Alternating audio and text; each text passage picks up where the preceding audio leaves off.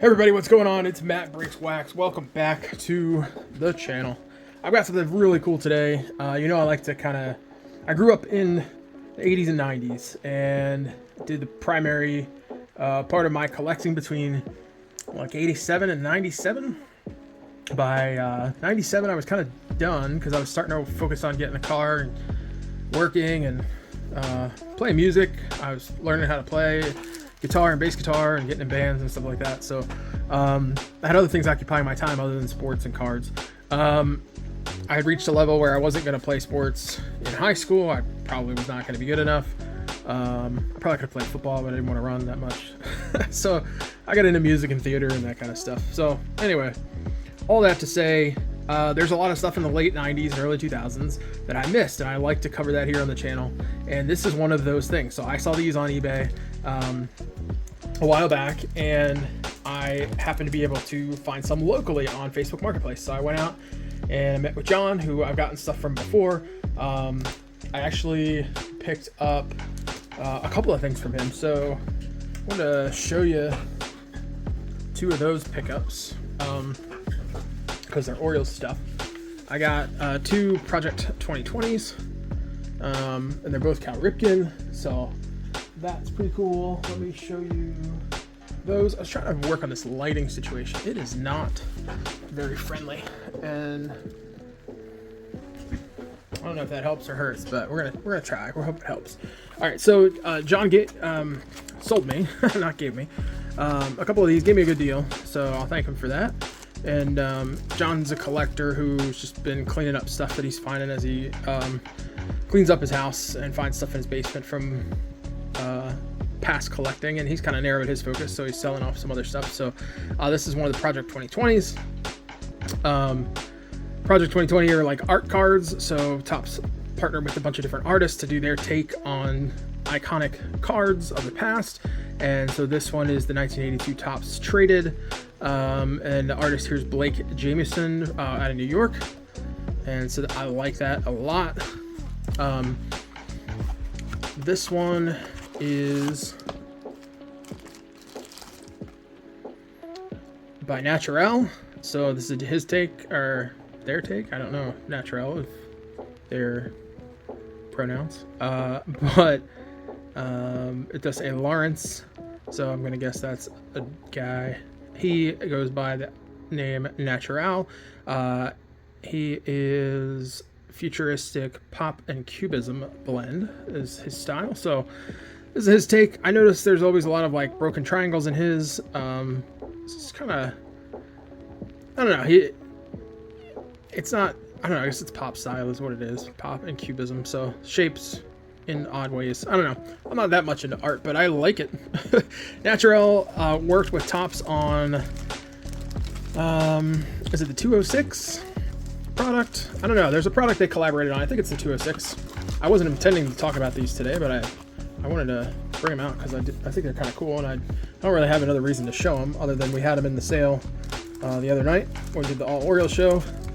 For you folks who are here on YouTube, you did not see that because the dual stream between Whatnot and YouTube was not working, and we could not get it to work. Even though the app said it was streaming, I was not. It didn't matter what I tried, it was not dual streaming. So anyway, we'll try again next time.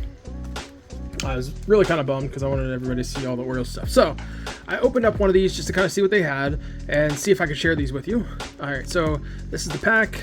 There's a checklist. It is two-sided. One says auxiliary power, and one says PowerDeck.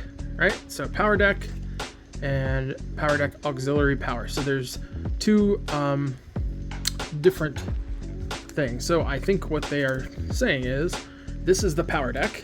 It is the CD-ROM that is a digital card for the player on here. So we got Mike Piazza. And then I think these are what they're calling the auxiliary power, which is the actual cards.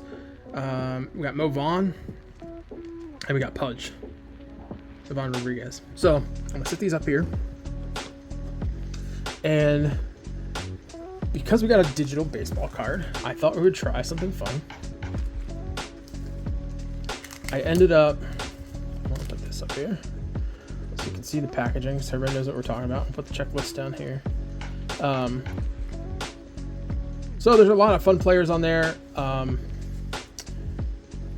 don't know how it works on the checklist. So it says PowerDeck, and there are like inserts, it looks like maybe. So it says regular set, it has all the players, but then it has like powerful moments, time capsule, most valuable performances.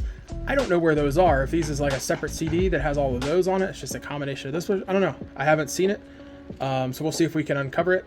It looks like these might be inserts if the auxiliary power is the card like the regular set. So this was move on.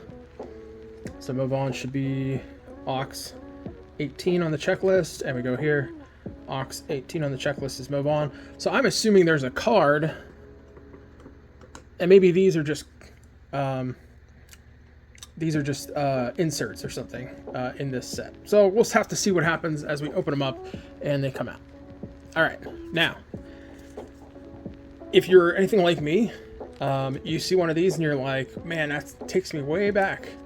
Way back. Remember when we used to get these in the mail and to get our internet?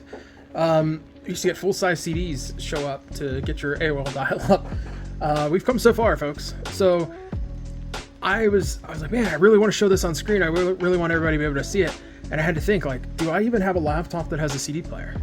And I think I retired the one that did. The last one that I had that did, I retired it because I inherited a free one from work, and that's what I use for the channel. And so I don't even have a laptop that has a CD-ROM drive. So I did what any good elder millennial would do. Actually, I go by Xennial. I am in the Oregon Trail generation of like 78 to 84, 85, 86. I don't know what it is. But look up Xennial or Oregon Trail generation. That's what I am. We are the last shoulder generation, basically. We grew up in both analog and digital. So we have a drawer full of electronics that we are afraid to throw away because we might need them one day. And here I am. I pulled out a DVD-ROM drive that I could attach to the USB port on my laptop, and we're going to enjoy this thing together because why the heck not? All right. Once this thing loads, I did have to download QuickTime for this to run, so I don't know if anybody remembers QuickTime. There is a 64-bit version of QuickTime that I had to download. It is no longer supported. It's already... All right, so here it comes. All right, I'm going to zoom in a little bit.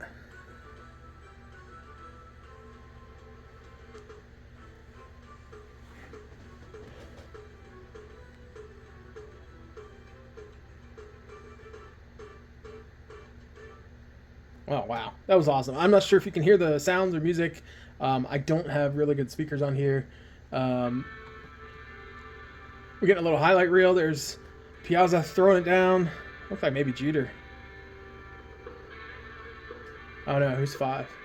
It wasn't Jeter. There's a nice little home run. Another bomb. The bat toss. Opposite field. Jack. Oppo. Jack. There we go. You watch that. He hit some great home runs. This is one of them for sure. Gets tackled at the plate. All right, so that's our highlight reel we get when we plug in. Super cool. Here's the Upper Deck profiles. So it looks like a little bio of Mike Piazza. I'm not going to read all that, but it just has a little bit of his story and stats. 2 pages. The highlight reel, you can click and watch it anytime you want. So this is like a digital baseball card. So this is essentially the precursor to the Topps Bunt app. It's like a precursor to Topps Now, where you get the instant card printed as soon as an event happens. Like this is basically getting a digital and printed card like of things that happened the previous season. You're getting a digital and printed product in this pack. So I think they knew internet and digital by 1999. I think they knew that was going to be the future. So this is like a first attempt at trying to take their business online a little bit and have, you know, an online or digital component to these things. I don't know if this was the first company to do it, but Upper Deck was pretty innovative in many other areas of business, so it wouldn't be surprising. I didn't look that up, so I don't know. We can go to Stat Zone. We get a couple more images, and we end up with career stats. It's kind of cool. And we go to PowerDeck Gallery. We're gonna get 10 different images we can flip through here. Booming in the Big Apple. Piazza, my style. Employee of the month. So just little stories, little things about him. Grand Slamming. So there's a first Grand Slam in New York. So let's see. First inning long ball, a 2-run shot off of Jose Lima that traveled an estimated 480 feet, making it the longest home run in Astrodome history. So just great stories there. 10 of those. We get web links, which I guess you could go to MLB.com website. You could go to Big League, Player's Choice. You could go to, what is this here? Just Upper Deck's website, I guess. So I think that's super cool. And then, you know, anytime you want to go back, you can just plug this in. You can watch the player. So I thought we would rip one more. I'm going to, oh, well, we're going to get our highlight reel again. Let me hit stop on that. All right, I'm going to try to quit this and see if it'll let me. I thought we would rip one more. And then I think what I'm going to do is I'm just going to record like ripping 2 at a time, and we'll see who we get. And we'll just review the PowerDeck for that player, and maybe we'll just kind of do it a couple at a time. I have, we could have repeats, I guess, but I have 1, 2, 3, 4. I have 12 packs, so, you know, we could end up having, you know, a repeat or 2, but I'm going to rip another one. We'll see what we get. Let's take a look here. I like the cards. They're nice Upper Deck cards as well. But we're all here for the PowerDeck. Oh man, every pack has a checklist. How wonderful. It's a 4 card pack, and each one of those cards is a checklist. So at least we get to kind of see both the checklists. All right, so let's look at the actual cards first. Tony Gwynn. The nice thing is it's a short checklist, so they're all going to be great players. That's super cool. And we got Derek Jeter. There's Jeter.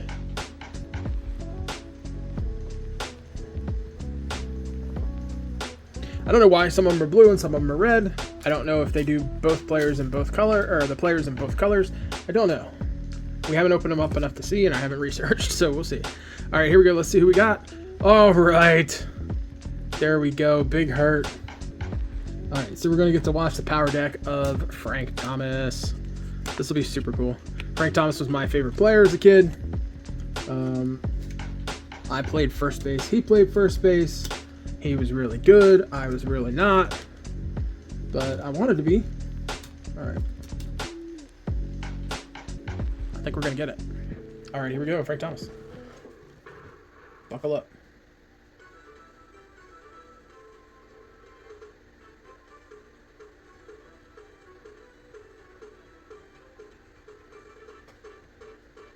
Man, I would have been so into this as a kid.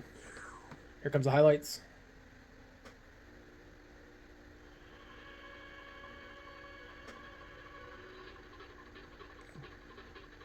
Gone.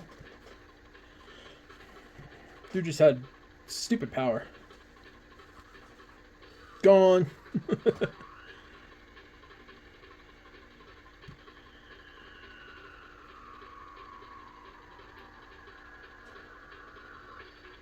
He threw the bat on that one.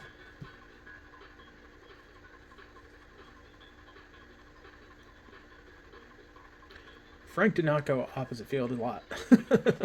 He was a pull hitter. No doubt about it. All great home runs. No first base play. He was a good first baseman too, defensively. Not bad at all. All right, let's look at profiles. We're gonna get 2 pages of story here, of bio. Obviously not gonna read all that. This is like right in his heyday, because this is like 99, so not quite a decade, but I mean, this is like 8 years in. I mean, he was just smoking the ball. A 729 slugging percentage, highest in the junior circuit. Let's see, 40 home runs each of the next 2 seasons. Yeah, I mean, he just Chicago's all-time leader in home runs. Yeah. So yeah, this is really fun. I'm not gonna watch the highlight reel again, but let's take a look at the stats. You got some different pictures, different uniform looks. That's kind of cool. Oh, I like this a lot better. So the Mets one for Piazza had like white and yellow or gold. Maybe it was a little harder to read. Maybe it was orange. This is a little gray and white for Chicago. It's a little easier to read. Let's see here. 1990. He only hit 7 home runs. He only played 60 games. But then the next year, 32, 24, 41, 48, 40, 40, 35, 29. I mean, that was an impressive start to his career, and he kept doing it for a long time. PowerDeck gallery. Here comes some photos. All business. Talking about his off the field activities, his involvement in the community. 10 career long balls of 435 feet or more. That's kind of crazy. I mean, I guess not like in the middle of the steroid era, but I don't know that Frank Thomas needed steroids. He was a monster to begin with. He's just a giant human being. Let's see here. Student of the game, just talking about his defense and he picking up on pitcher quirks and tendencies. MVP awards. Talking about his homers. Thomas is the only player in team history to reach 40 homers in a single season. He had already accomplished it 3 times by 1999. Big guy with a big heart, giving back to the community. Big Hurts Buddies program. Donating money from his autograph sales to help improve lives of people in Chicago. Yeah. So that's Frank Thomas. This is our Frank Thomas PowerDeck. Super fun. I'm so glad that you guys hung out with me to check this out. I think it's going to be fun. We'll do 2 at a time in future videos, and we'll see if we can get some of these other players. It looks like Griffey, Mark McGwire, Cal Ripken, Sammy Sosa, so all the big names from the 99 era.